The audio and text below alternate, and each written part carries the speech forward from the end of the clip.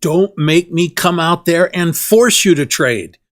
Come on. We're making really good money on these markets. They're exploding to the upside. You better be making a lot of money or I'm extremely disappointed and I'm going to have to come out and beat you about the head and shoulders to get you to put these trades on. Hey, everybody. Courtney Smith here with TradeSmith. You know what it is. It's that special time of the week. Well, let's just get going here, shall we? Let's just see what goodies we have in store. Well, this is the biggest goodie of all. It is so goody. I mean, really, it tells you everything you need to know about, well, disclaimers. Okay, look at this. Now, the situation is slightly different from it was last week. Notice that we're starting to run out of momentum here. Notice the purple predictor is no longer skyrocketing up, but just going sideways. Notice that the price action is no longer skyrocketing up. It's also going sideways, running out of momentum. What about the Dow Jones? Not quite as bad. Purple predictor not leading anywhere, but nonetheless, we're still seeing good strength up there in the market itself. What about the Nasdaq? Similar to the Dow, interestingly enough, where the purple predictor, okay, but not quite as strong a price action as we've had recently.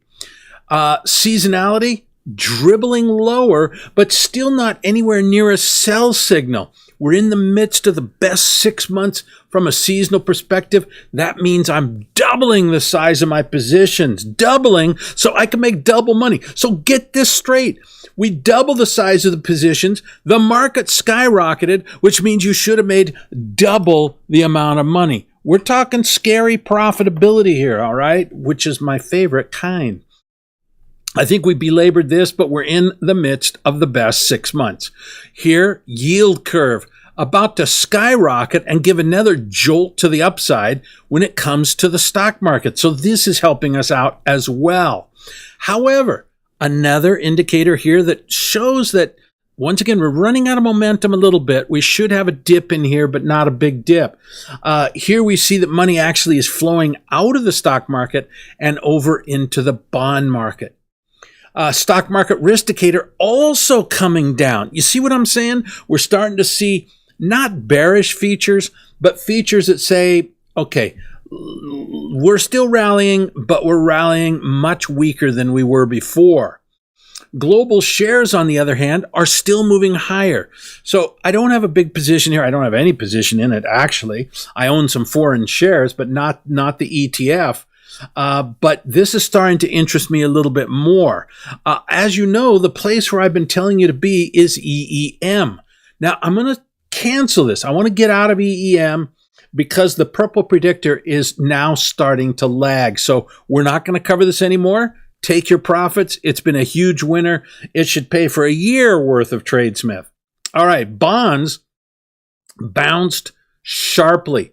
We got up towards the high end of the gap that we left about 3 weeks ago, and the purple predictor is very strong. And I've been pointing this out that I just was having a hard time thinking it was going to go much below 122 or even 123.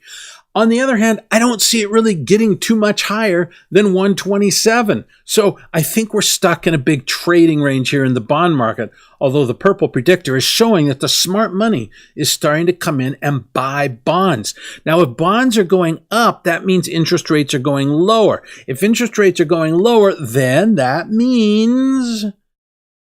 Well, first, let's go over here. But you get it. The main thing here is we're starting to see the 10-year treasuries in Germany also mimic the bonds. But if interest rates are going lower, then the dollar is going to get weaker. Now, I really think we're just in a big trading range. That's the high end of the range at 94. 91 is the low end.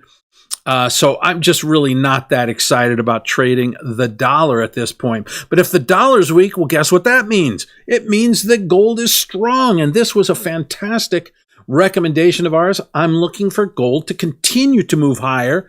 I'm back on the bull train here. I'm back on the bull train. I want to be long gold. I think we're going back up to the highs we made just above 1360. Why? Because everything's bullish again. Okay, the top indicator, the euro, not that bullish, but you can see that the middle one, the CRB, has broken to new highs. But the key was the turnaround in the dollar yen, and that's the green line down at the bottom. So I'm all bulled up on gold. I want to start getting long again.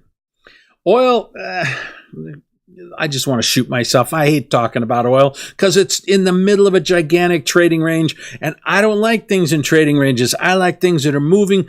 Big money is made on a big move. There's no big moves in oil, so please, let's go do something else.